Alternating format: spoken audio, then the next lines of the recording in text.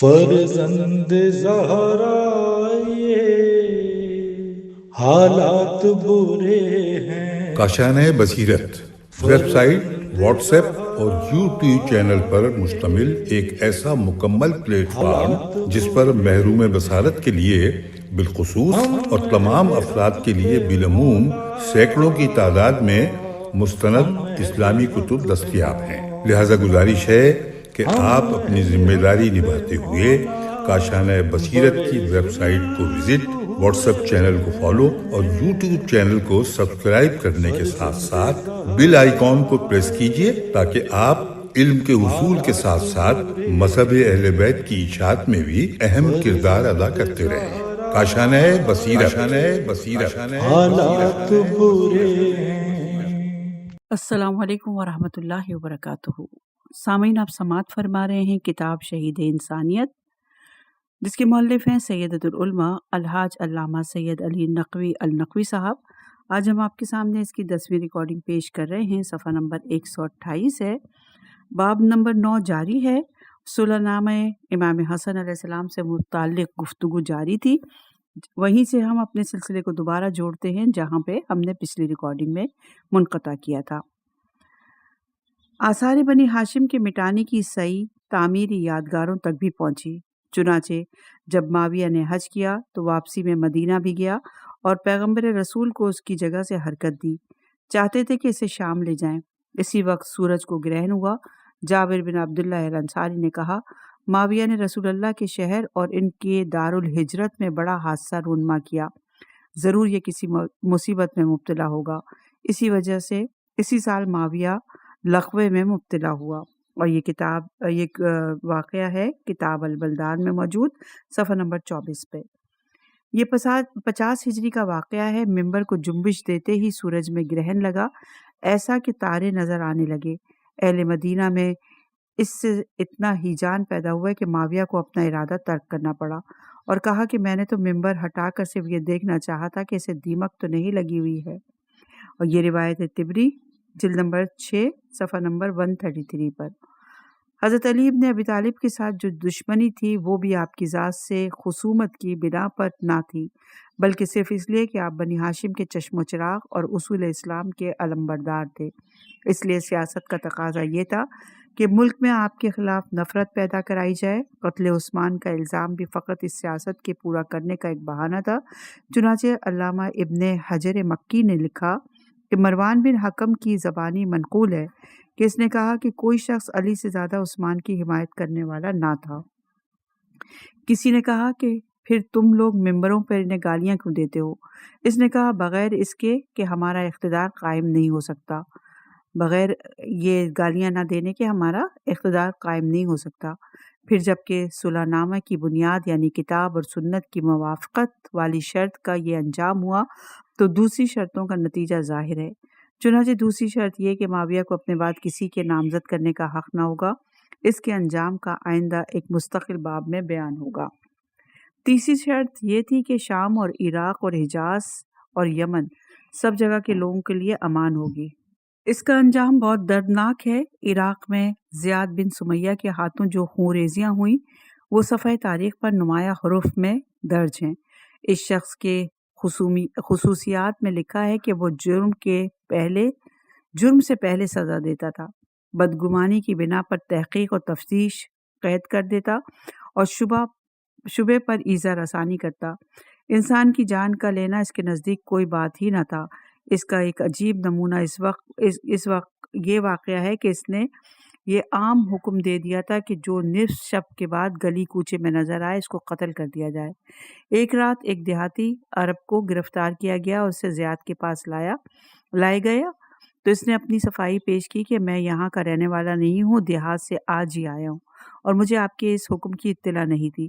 زیاد نے کہا واللہ میرے خیال میں تو سچ کہہ رہا ہے اور بے خطا ہے، مگر تیرے قتل نہ کرنے میں عامہ خلائق کے لیے بہتری ہے۔ چنانچہ فوراً اسے قتل کر دیا گیا۔ اور یہ روایت تبری جلد نمبر 6 صفحہ نمبر 126 پر ہے۔ زیاد کی ولایت کوفے کے بعد بصرہ میں اس کے جانشین سمرہ بن جندب کے مظالم اس سے بھی زیادہ تھے۔ ایک بار 6 مہینے کی مدت میں 8000 آدمی اس نے تہہ تیغ کیے۔ ابو سوار ادوی کا بیان ہے کہ سمرہ نے، سین سے ہے یہ سمرہ، سین میم رے اور گول ہے، میری قوم میں سے ایک دن میں 47 آدمی قتل کیے جو سب کے سب حافظ قرآن تھے۔ ایک دن سمرہ اپنے لاؤ لشکر کے ساتھ شہر سے باہر نکلا۔ بنی اسد کے مکانوں کے قریب ایک شخص اس قبیلے کا کسی ضرورت سے ایک گلی میں سے نکلا۔ لشکر کے آگے آگے سواروں میں سے ایک نے اسے دیکھتے ہی اپنے حربے سے حملہ کر دیا اور وہ گر کر خاک و خون میں تڑپنے لگا۔ سمرہ بن جندب اس کی لاش پر سے گزرا اور واقعہ معلوم ہونے پر کہا کہ جب ہماری سواری گزرا کرے تو ہمارے نیزوں سے بچتے رہا کرو۔ یہ روایت بھی طبری جلد نمبر 6 صفحہ نمبر 132 پر۔ مسلم اجلی کا بیان ہے کہ ایک شخص سمرہ سین سے ہے کے پاس آیا اور اپنی مال کی زکوٰۃ کا ادا کی، پھر مسجد میں آ کر نماز پڑھنا شروع کی۔ اتنی دیر میں ایک شخص آیا اور اس کی گردن اڑا دی، اس طرح کہ مسجد میں ایک طرف اس کا سر کٹ کر جا گرا اور دوسری طرف بدن۔ ایک دوسرے موقع پر مشاہدہ بیان کیا گیا کہ بہت سے آدمی اس طرح قتل کیے گئے کہ ان سے شہادتین کا اقرار لیا جاتا تھا۔ وہ توحید اور رسالت کا اقرار کرتے تھے اور خوارج سے برات کا اعلان کرتے تھے اور پھر اس کے بعد ان کا سر قلم کر دیا جاتا تھا۔ یہ سب کچھ امیر شام معاویہ کی مرضی کے مطابق ہوتا تھا۔ چنانچہ جب عرصے کے بعد معاویہ نے سمرہ کو معزول کیا تو اس نے کہا، خدا غارت کرے معاویہ کو، اگر میں نے اللہ کی اتنی اطاعت کی ہوتی جتنی معاویہ کی اطاعت انجام دی تو وہ کبھی مجھ کو عذاب میں نہ کرتا۔ یہ روایت بھی طبری جلد نمبر 6 صفحہ نمبر 164۔ چوتھی شرط یہ تھی کہ حضرت علی علیہ السلام کے اصحاب اور شیعوں کے جان و مال اور ناموس اور اولاد محفوظ رہیں گے۔ اس شرط پر بھی قطعی عمل نہیں ہوا۔ عراق میں شیعان علی پر جتنے مظالم ہوئے ان میں سب سے ہلکی بات یہ تھی کہ ان کو کوفے سے جلا وطنی پر مجبور کیا جاتا تھا اور ان کی جگہ معاویہ کے طرفداروں کو لا کر بسایا جاتا تھا۔ یہ روایت بھی طبری میں موجود ہے۔ کوفے اور بصرہ دونوں جگہ کے شیعوں کو ملک بدر کر دیا گیا اور ان میں سے اکثر کو شام کے مقام کنسرین میں جو بالکل غیر آباد تھا لے جا کر فوجی زندگی گزارنے پر مجبور کیا گیا۔ حجر بن عدی اور ان کے ساتھی شام میں بلوا کر قتل کر دیے گئے، حالانکہ وہ اعلان کر رہے تھے کہ ہم مسلمان ہیں، اپنے معاہدے پر قائم ہیں اور باغی نہیں ہیں، مگر ان کا سب سے بڑا جرم یہی تھا کہ وہ محب اہل بیت تھے، اس لیے ان کے واسطے نہ حلم میں گنجائش تھی نہ رحم و کرم ان پر نگاہ ڈالنے کی اجازت دیتا تھا۔ سیفی بن فصیل شیبانی جو انہی میں سے ایک ممتاز فرد تھا، زیاد کے پاس لایا گیا تو زیاد نے پوچھا کہ تم علی ابن ابی طالب کے بارے میں کیا رائے رکھتے ہو؟ کہا، بہترین رائے جو اللہ کے بندگان مومنین میں سے کسی کے بارے میں رکھی جا سکتی ہے۔ زیاد نے حکم دیا کہ اسے لکڑی سے پیٹو، اتنا کہ زمین سے لگ جائے۔ چنانچہ انہیں اتنی ہی شدت سے زد و کوب کیا گیا۔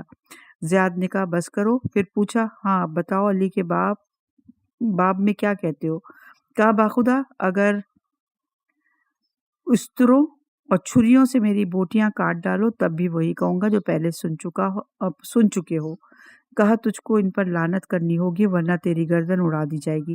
سیفی نے کہا، پھر پہلے گردن اڑا ہی کیوں نہ دو، مجھے اس میں کوئی عذر نہیں بلکہ میں اس سے راضی اور مطمئن ہوں۔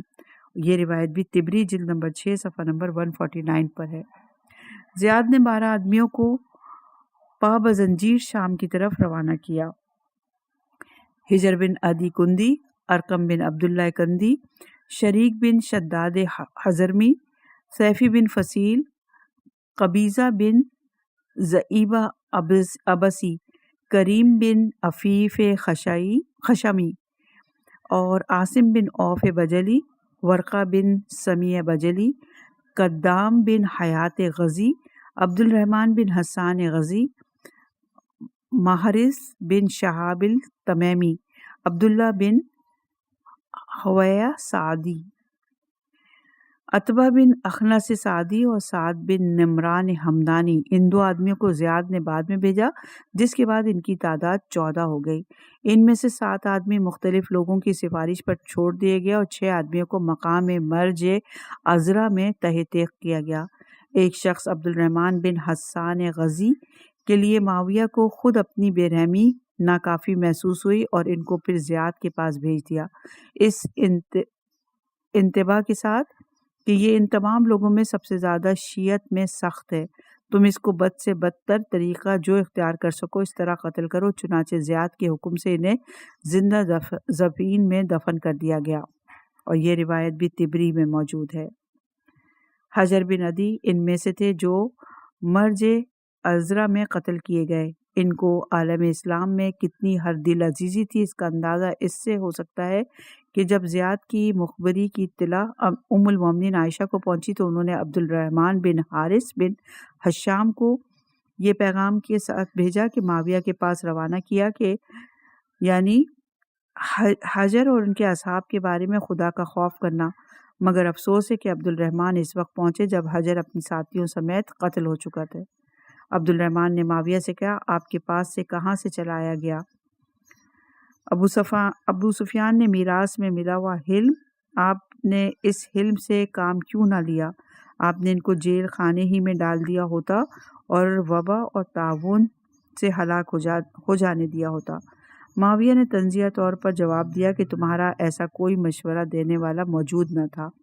عبد الرحمن نے کہا، ابا خدا، عرب میں نہ تو آپ کے حکم کا کوئی ذکر ہوگا اور نہ آپ کی اصابت رائے قابل تسلیم رہی۔ آپ نے ایسے آدمیوں کو قتل کیا جن کو قید کر کے آپ کے پاس بھیجا گیا تھا اور وہ مسلمان تھے۔ عائشہ کو اس حادثے کی اطلاع پہنچی تو انہوں نے کہا، اگر معاویہ کو احساس ہوتا کہ اہل کوفہ میں کچھ بھی جرت اور ہمت ہے تو وہ کبھی ہجر اور ان کے اصحاب کو گرفتار کرا کے شام بلوانے اور قتل کرنے کی جرت نہ کرتا، لیکن جگر خورا کے لڑکے کو معلوم ہے کہ آدمی فنا ہو چکے ہیں۔ خدا کی قسم یہ لوگ اپنی علمی طاقت اور فقہی قابلیت کے لحاظ سے عرب کے سردار دماغ سمجھے جاتے تھے۔ لبید شاعر نے کیا خوب نظم کیا کہ اپنے دو شعروں میں کہ جن کا مضمون یہ ہے کہ گزر گئے وہ لوگ جن کی پناہ میں زندگی بسر کی جا سکتی تھی، وہ اور رہ گیا ہوں میں ایسے پسماندہ افراد میں جو خارشی اونٹ کی کھال کی مثل ہیں، نہ تو ان سے کوئی فائدہ ہے اور نہ ان میں سے کسی اچھائی کی توقع ہے۔ جب وہ بات کرتے ہیں تو عیوب سے مملو ہوتی ہے اور چاہے وہ شور و غل برپا نہ کریں۔ جب معاویہ مدینہ رسول میں آیا اور ام المومنین عائشہ کے پاس سلام کے لیے حاضر ہوا تو سب سے پہلی بات جو عائشہ نے کی وہ ہجر کا معاملہ تھا، اور اس گفتگو میں یہاں تک طول ہوا کہ معاویہ نے کہا، اچھا پھر چھوڑ دیجئے مجھے اور ہجر کو، خدا کے یہاں دیکھا جائے گا۔ عبداللہ بن عمر کا واقعہ ہے کہ وہ بازار میں تھے اور ان کو ہجر کے قتل کی خبر ملی تو وہ بے چین ہو گئے، نشست کو قائم نہ رکھ سکے اور کھڑے ہو کر چیخیں مار مار کر رونے لگے۔ حسن بصری کو جب ہجر اور ان کے ساتھیوں کے قتل کا حال معلوم ہوا تو پوچھا کہ کیا ان پر نماز جنازہ پڑھائی گئی، کفن دیا گیا اور دفن کیا گیا اور قبلہ رخ لاش رکھی گئی؟ معلوم ہوا کہ یہ سب کیا گیا۔ حسن نے کہا، تو پھر باخدا حجت ان کی تمام ہو گئی۔ مطلب یہ تھا کہ لاشوں کے ساتھ اسلامی احکام پر عمل ان کے مسلمان سمجھے جانے کا ثبوت ہے، اور پھر ان کا خون مباح کیوں کر ہو سکتا ہے؟ ربیع بن زیاد حارثی نے جو خراسان کے حاکم تھے حجر بن عدی کے قتل ہونے اور مسلمانوں کی بے حسی کا تذکرہ کیا، اور پھر جمعے کے دن مسجد میں آ کر حاضرین سے کہا، ایھا الناس، میں زندگی سے عاجز آ چکا ہوں، اب میں ایک دعا مانگتا ہوں کہ تم سب آمین کہنا۔ اس کے بعد ہاتھ اٹھائے اور کہا، خداوندہ، اگر ربیع کے لیے تیرے نزدیک کچھ بہتری ہے تو جلد اس کی روح قبض فرما لے۔ اس کے بعد مسجد سے باہر نکلے، کچھ دور نہ گئے تھے کہ زمین پر گرے اور انتقال ہو گیا۔ یہ روایت بھی طبری میں موجود ہے، جلد نمبر 6 میں۔ خود معاویہ کو بعد میں ہجر کے بے گناہ قتل کرنے کے جرم کا احساس پیدا ہو گیا تھا، چنانچہ جب وہ مرض الموت میں مبتلا ہوا اور تکلیف زیادہ ہوئی تو ایک روز عبداللہ بن یزید اسدی ان کے پاس آیا۔ اس نے دیکھا کہ وہ بہت اضطراب میں ہے۔ اس نے خوش آمدانہ لب و لہجے میں کہا، آپ کو اضطراب کی کیا ضرورت ہے؟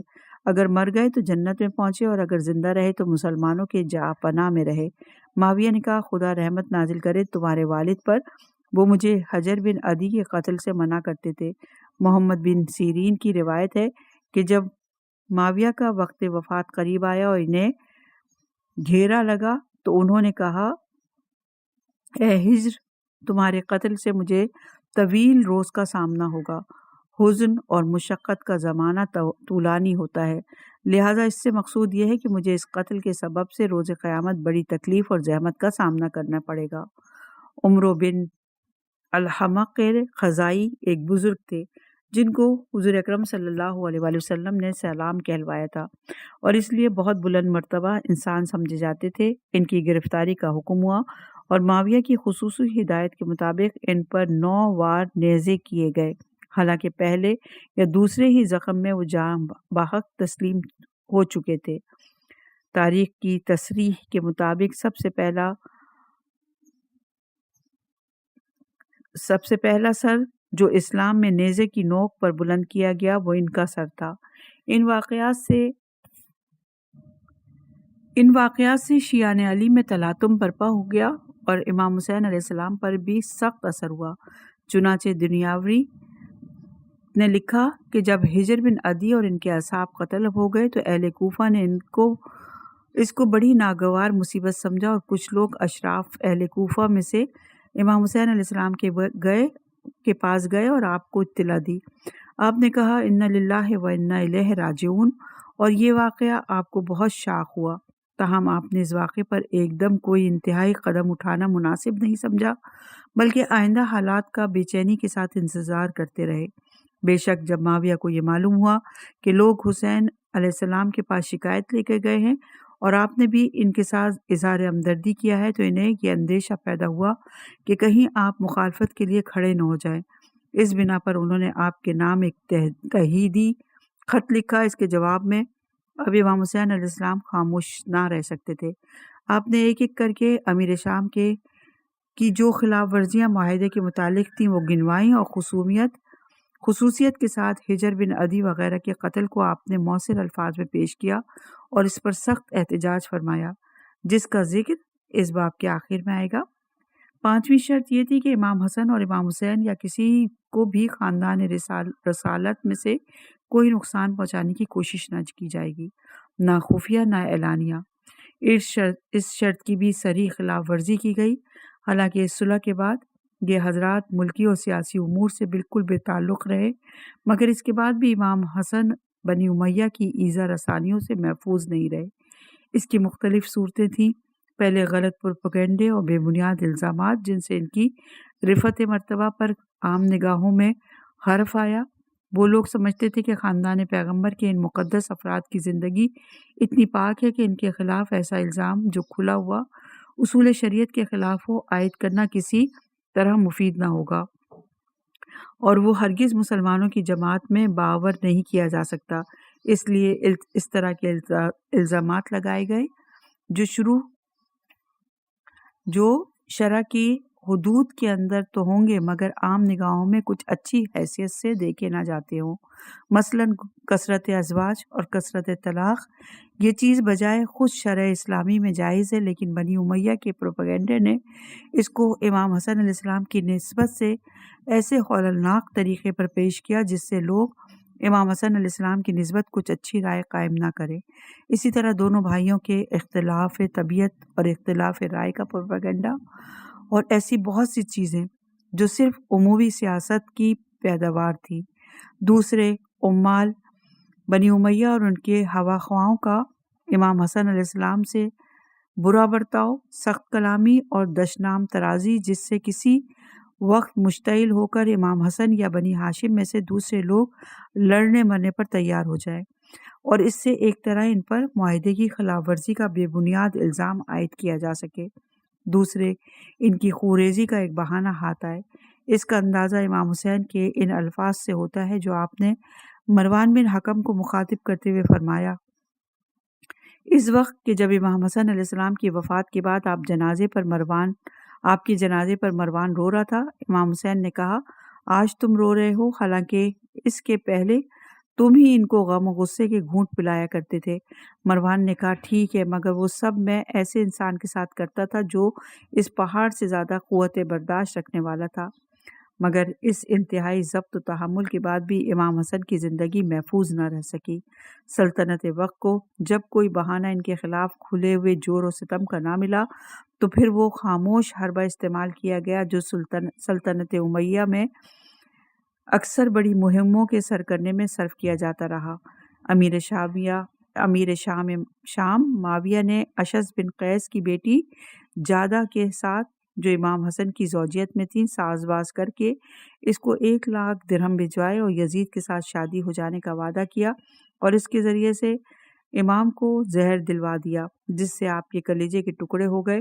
جب آپ کی حالت بگڑنے لگی تو آپ نے اپنے مختلف البطن بھائی محمد بن حنفیہ کو بلا کر فرمایا کہ دیکھو کہیں ایسا نہ ہو کہ میرے بعد حسین سے تم اختلاف کرو، حسین میرے بعد امام ہے اور ان کی اطاعت لازم ہے۔ محمد نے نہایت خلوص کے ساتھ اقرار وفاداری کیا اور امام حسین علیہ السلام کی اطاعت کا وعدہ کیا۔ پھر حضرت نے یعنی امام حسن نے امام حسین کو بلایا اور وصیت کی کہ مجھے غسل و کفن کے بعد میرے جد بزرگوار رسول خدا کے روضے پر لے جانا تاکہ ایک مرتبہ زیارت رسول کا شرف اور حاصل ہو جائے، اور مجھے یقین ہے کہ لوگ یہ خیال کرتے ہوئے کہ مجھے وہاں دفن کیا جائے گا مزاحمت کریں گے، تو خبردار اس کے بارے میں ایک قطرہ خون بھی گرنے نہ پائے۔ تم مجھ کو میری دادی فاطمہ بنت اسد کی قبر کے پاس جنت البقیع میں دفن کر دینا۔ 28 صفر 50 ہجری کو وہ امن اور صلح اور سلامتی کا شہنشاہ دنیا سے رخصت ہو گیا۔ امام حسین علیہ السلام وصیت کے مطابق اپنے بھائی کو غسل کے بعد تابوت میں لٹا کر روضہ رسول کی طرف لے چلے۔ بنی امیہ کو یقین ہوا کہ آپ کو وہاں دفن کریں گے، سب کے سب مروان کے ساتھ ہتھیار باندھ کر نکل آئے اور بیچ میں سدے راہ ہوئے۔ اس وقت بنی ہاشم کو بہت زیادہ اشتعال تھا، مگر حسین اپنے بھائی امام حسن کی وصیت و فرض کے احساس سے مجبور تھے۔ آپ فرما رہے تھے خدا کی قسم اگر بھائی کی وصیت اور ان کے اصول کا پاس نہ ہوتا تو تم دیکھتے کہ کیسی اس وقت تلوار چلتی۔ بہرحال امام حسن کے جنازے کو روضہ رسول سے واپس لے گئے اور جنت البقیع میں دفن کر دیا۔ پھر یہ خبریں بھی معلوم ہوئی کہ امیر شام نے امام حسن کی وفات پر اظہار مسرت کیا اور طعن و تشنیع کے کلمات کہے۔ اتفاق سے اس وقت ابن عباس دمشق میں تھے اور انہوں نے یہ الفاظ سنے تو کہا کہ خوش نہ ہو تم بھی حسن کے بعد عرصے تک زندہ نہ رہو گے، اور یہ روایت الاخبار الطوال صفحہ نمبر 224 پر ہے۔ امام حسن کی وفات بنی ہاشم کے لیے ایک سخت حادثہ تھی، چنانچہ اس عظیم سانحے پر بنی ہاشم 1 مہینے کا کامل سوگوار رہے، مگر اس کے بعد بھی امام حسین اسی راستے پر قائم رہے جو امام حسن نے قائم کر دیا تھا، اور اس طرح یہ خیال بالکل غلط ثابت ہو گیا کہ آپ کو اپنے بھائی سے اصولی اختلاف تھا اور صرف اس کے دباؤ کی وجہ سے آپ اس پر قائم تھے۔ ایسا نہیں، بلکہ آپ اسی راستے کو صحیح سمجھتے تھے اور اسی لیے خود صاحب اختیار ہونے کے بعد بھی اس کو برقرار رکھا۔ حالانکہ اس وقت شیعوں میں ہیجان بھی پیدا ہوا، جس کا تذکرہ تاریخ ان الفاظ میں کرتی ہے کہ جب امام حسن کی وفات ہوئی تو عراق کے شیعوں میں حرکت پیدا ہوئی اور انہوں نے امام حسین علیہ السلام کو لکھا کہ ہم لوگ معاویہ کی بیعت توڑ کر آپ سے بیعت کرنے پر تیار ہیں، مگر آپ نے فرمایا کہ نہیں، ہم میں اور معاویہ میں معاہدہ ہو چکا ہے، اس کا توڑنا میرے لیے صحیح نہیں۔ بے شک جب معاویہ کا انتقال ہو گیا تو دیکھا جائے گا۔ آپ صبر و سکون کے ساتھ تمام شرائط کی خلاف ورزی اور حکومت شام کی چیرہ دستیوں کو دیکھتے اور ان سے متاثر ہوتے رہے، اور انہیں آپ نے ایک ایک کر کے اس وقت ظاہر کر دیا جب امیر شام نے آپ کو ایک تحدیدی آمیز خط لکھا۔ آپ نے اس کے جواب میں ایک تاریخی مکتوب تحریر فرمایا جو یہ تھا: تمہارا خط ملا جس میں تم نے لکھا کہ تم نے میرے متعلق اپنی مخالفت کے بارے میں کچھ خبریں سنی ہیں جن کی تم کو امید نہ تھی۔ تم کو جو خبریں پہنچی ہیں وہ تمہارے خوش آمدی اور چغل خوروں کی پہنچائی ہوئی ہیں جو افطرا اور بہتان کی حیثیت رکھتی ہیں۔ میں اس وقت تم سے مخامصت اور جنگ کا کوئی ارادہ نہیں رکھتا اور خاموش ہوں، مگر تم کو معلوم ہونا چاہیے کہ میں اس خاموشی سے خوش نہیں ہوں، اور یقیناً مجھے اپنے اس سکوت سے یہ اندیشہ ہے کہ کہیں خدا اس کی وجہ سے مجھ پر ناراض نہ ہو۔ یہ میری خاموشی تمہارے لیے، تمہارے ہوا خواہوں کے لیے کبھی کوئی سند نہیں بن سکتی۔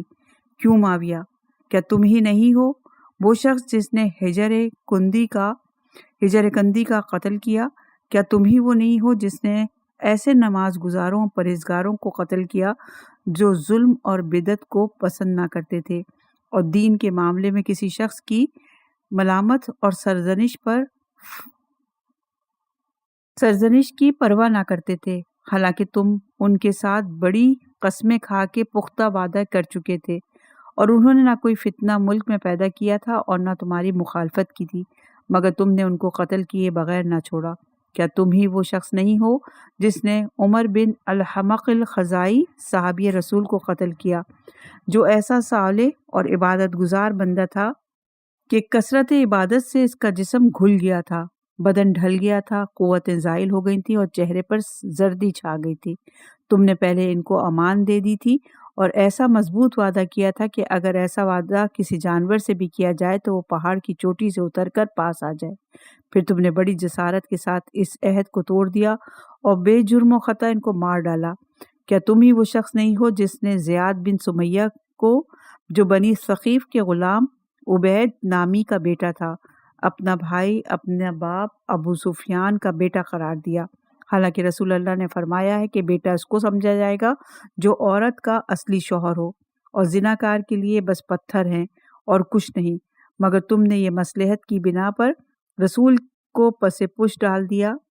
تم نے اپنی مصلحت کی بنا پر رسول کے فرمان کو پس پش ڈال دیا اور اس کو اپنا بھائی بنا کر عارقین کا حاکم بنا دیا تاکہ وہ مسلمانوں کے ہاتھ پیر قطع کرے اور ان کی آنکھوں کو گرم لوہے کی سلاخوں سے پھوڑے اور درختوں کی شاخوں پر لٹکا کر مارے۔ کیا تم ہی وہ نہیں ہو جسے زیاد بن سمیہ نے لکھا تھا کہ حضرمین علی کے دین پر ہیں؟ تم نے حکم دیا کہ جو لوگ علی کے دین پر ہیں ان میں سے ایک کو زندہ نہ چھوڑو۔ اس نے سب کو مار ڈالا اور مسلح بھی کیا، اور تم نے مجھے لکھا کہ میں اپنے نفس کا، اپنے دین کا اور امت محمدی کا خیال کروں اور ان کو فتنے میں نہ ڈالوں اور جماعت کی تفریق سے پرہیز کروں۔ تو میرے خیال میں کوئی فتنہ اس امت میں تمہاری خلافت اور حکومت سے بڑھ کر نہیں، اور میں اپنے نفس، اپنے دین اور امت محمدی کے لیے کسی فائدے کو اس سے بڑھ کر نہیں سمجھتا کہ میں امور میں تمہاری مزاحمت کروں۔ اگر میں ایسا کروں تو بے شک قربت الہی کا موجب ہوں گا، اور اگر ترک کروں اور خاموش رہوں تو اس کے لیے خدا سے استغفار کروں گا اور اس سے رشد اور صلاحیت کا طلبگار ہوں گا۔ اس خط سے امام حسین علیہ السلام کے تاثرات کا پورے طور پر اندازہ ہوتا ہے، اور یہ کہ آپ کسی اہم اقدام کے لیے اپنی ذمہ داری کو محسوس کر رہے تھے، لیکن اس کے بعد بھی آپ نے اس وقت تک بالکل خاموشی اختیار کی جب تک کہ معاہدے کی آخری سانس بھی قائم سمجھی جا سکتی تھی۔ اس کے بعد کے واقعات آنے والے ابواب میں پیش کیے جائیں گے۔ باب نمبر 9 کا یہاں پہ اختتام ہوتا ہے کہ جو کہ صلح امام حسن علیہ السلام اور اس کے بعد کے حالات کے متعلق تھا۔ صفحہ نمبر 141 ہے۔ باب نمبر 10 شروع ہو رہا ہے۔ عنوان ہے یزید کی ولی عہدی۔ معاویہ کے لیے ان کی زندگی کا طویل دور کم نہ تھا جس میں انہوں نے مسلمانوں کی قسمت کے مالک بن کر اپنے حوصلے نکال لیے تھے اور دنیا کی جاہ و حشمت اور مال و دولت کے خوب مزے اٹھا چکے تھے، جس کا اعتراف انہوں نے ایک خاص انداز میں خود بھی کیا اور کہا، ہم تو دنیا میں غلطاں ہو گئے اور لوٹ کے اس میں رہے۔ مگر انہوں نے اس پر اکتفا نہ کیا اور یہ چاہا کہ ان کی اولاد بھی اسی طرح بہر اندوز ہو، حالانکہ وہ معاہدے میں یہ شرط کر چکا تھا کہ میں نے اپنے بعد کسی کو خلیفہ نامزد نہ کروں گا۔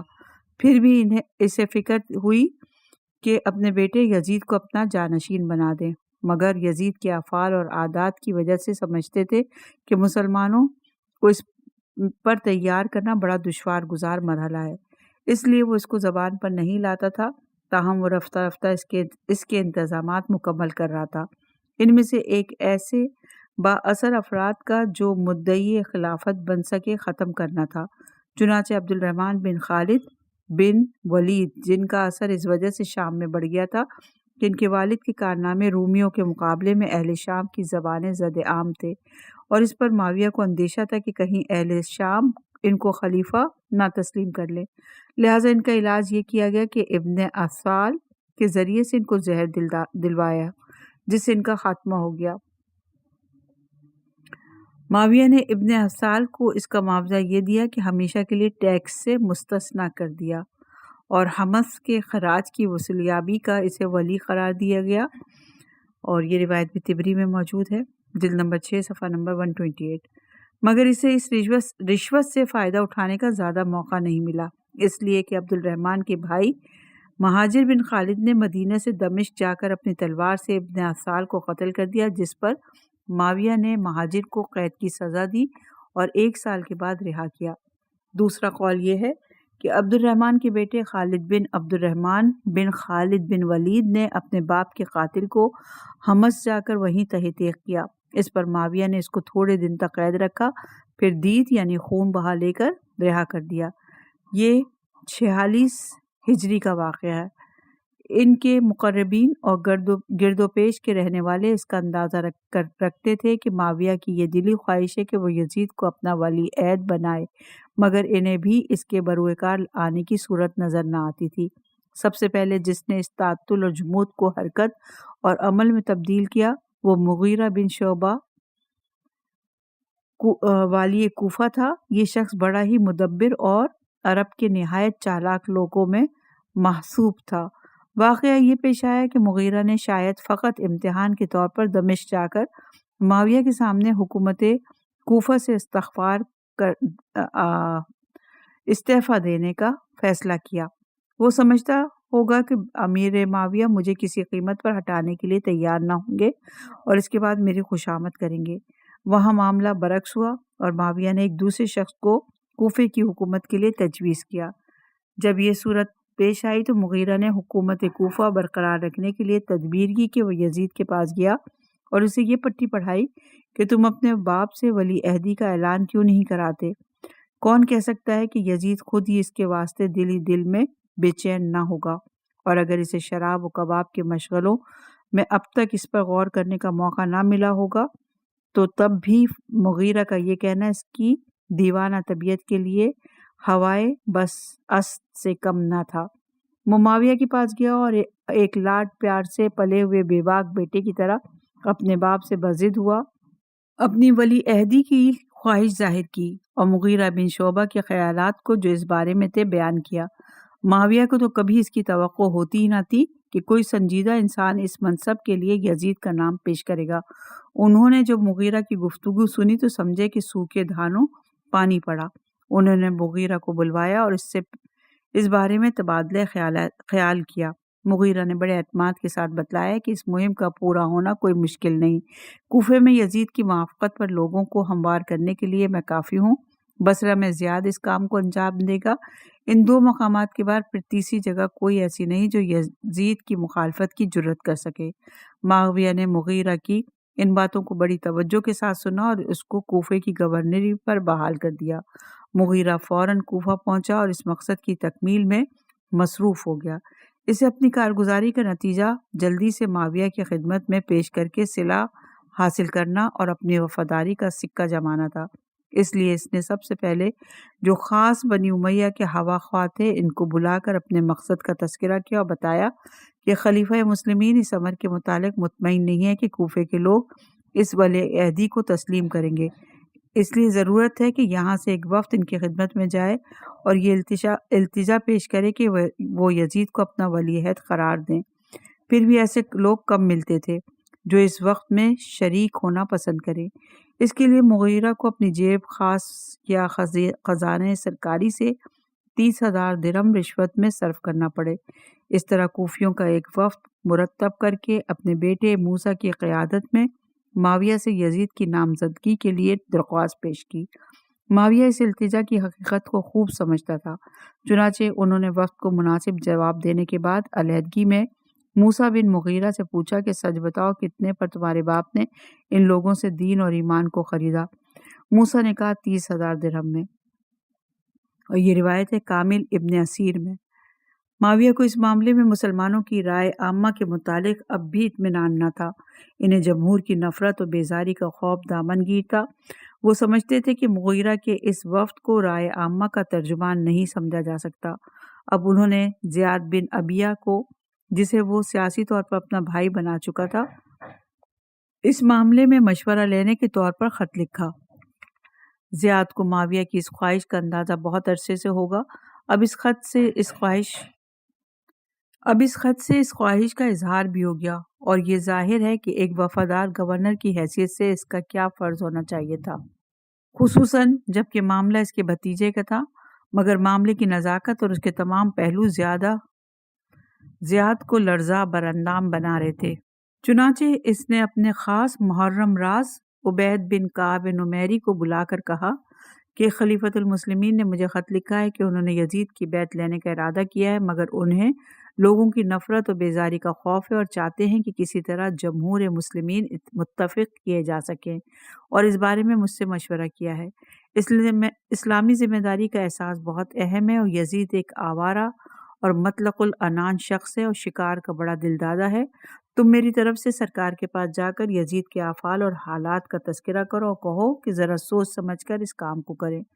تھوڑے دن کی تاخیر کر لینا اس سے بہتر ہے کہ جلد بازی سے کام لیا جائے جس کا نتیجہ ناکامی کی صورت میں ظاہر ہو۔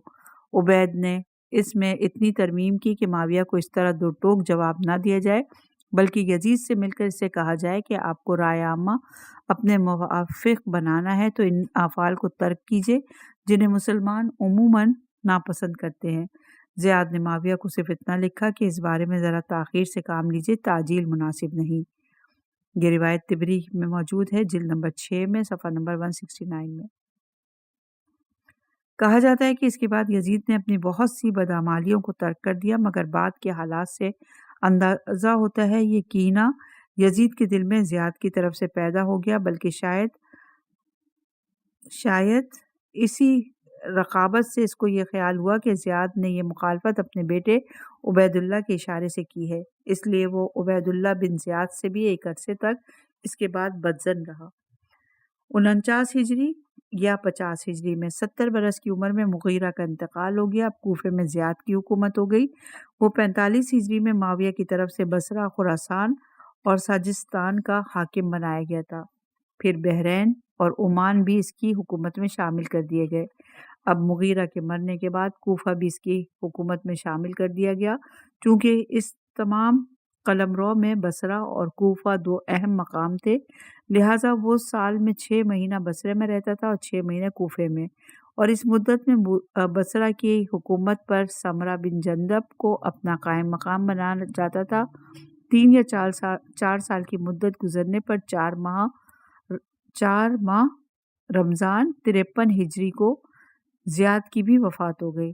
اب شاید اس اندیشے میں کہ رہے سہے خاص خیر خواہ بھی کہیں راہی یہ ملک عدم نہ ہو جائے، معاویہ نے ایک تحریری فرمان یزید کی ولی عہدی کا لکھ کر مجموعہ عام میں اس کا اعلان کر دیا اور رعایا سے اس کا اقرار لیا گیا۔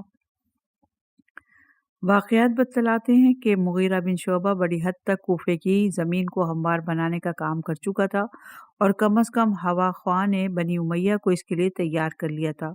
بصرہ میں بہرحال عبید اللہ ابن زیاد کو اس اسکیم کی تکمیل کرنا لازم تھی، چاہے اس کی ذاتی رائے اس بارے میں کچھ بھی ہوتی، اور وہاں کی خلافت اس کے باپ سے اور خود اس سے اس درجے مروب و خائف تھی کہ وہاں کسی مخالفت کا امکان نہ تھا، اور شام تو اپنا ملک ہی تھا، لے دے کہ وہاں ایک عبد الرحمن بن خالد بن ولید تھے جن سے اندیشہ تھا کہ انہیں پہلے ہی ختم کیا جا چکا تھا۔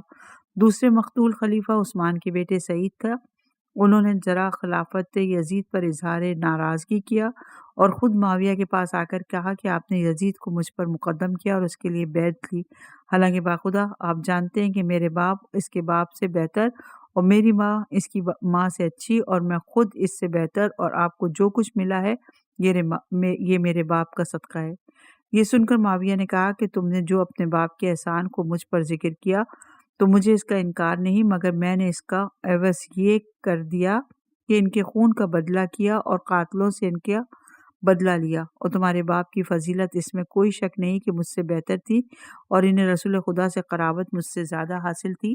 اسی طرح تمہاری ماں کی فضیلت اس میں بھی کوئی شک نہیں، کیونکہ قریشیہ کی بزرگی کلیبہ پر ظاہر ہے، لیکن یہ بات کہ تم یزید سے بہتر ہو، معلوم ہونا چاہیے کہ میرے نزدیک اگر تم ایسوں سے میرا گھر بھرا ہوا ہو، وہ سب مل کر بھی یزید کے برابر نہ ہوں گے۔ وہ تو یہ جواب سن کر اپنا سا منہ لے کر رہ گیا، مگر پھر کہا جاتا ہے کہ یزید نے اپنے باپ سے سفارش کی کہ سعید میری وجہ سے کبیدہ خاطر ہو گیا ہے، تو آپ انہیں کسی صورت سے خوش کر دیجئے۔ اس پر معاویہ نے انہیں خراسان کا حاکم بنا دیا۔ اس طرح یہ خدشہ بھی دور ہو گیا۔ شام اور عراق کو ہموار کرنے کے بعد معاویہ نے مکہ اور مدینہ کے متعلق خیال کیا۔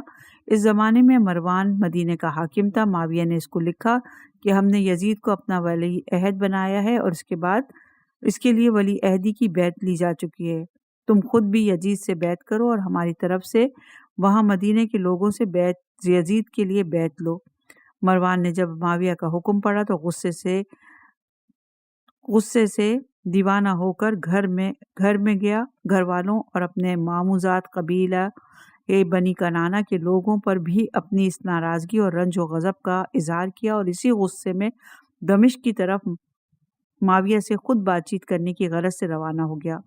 وہاں پہنچ کر معاویہ سے ملا اور اس انداز سے چلتا تھا کہ جس طرح دو برابر کے رشتہ دار ہوتے ہیں۔ معاویہ سے غصے سے بھری ہوئی تیز و تند تقریریں کی اور کہا کہ یہ آپ کیا کر رہے ہو؟ چھوکروں کو امیر اور سردار بناتے ہو، اس ارادے سے باز آئیے۔ یاد رکھیے کہ آپ کی قوم میں ایسے اور بھی موجود ہیں جو آپ کے مشوروں میں شریک اور آپ کے کاموں میں آپ کے وزیر و مددگار رہے ہیں۔ معاویہ نے کہا۔ مروان خفا نہ ہوا۔ تم بے شک خلیفہ وقت کی نظیر ہو اور ہر مشکل میں اس کی پشت پناہ اور مددگار ہو، اس لیے یزید کے بعد تم کو ہی یزید کا ولی عہد ہم نے قرار دیا۔ یہ تھا وہ سیاسی منظرنامہ کہ مروان کے غصے کو ختم کر دیا اور مروان بخیال خود مطمئن ہو کر مدینہ واپس ہوا۔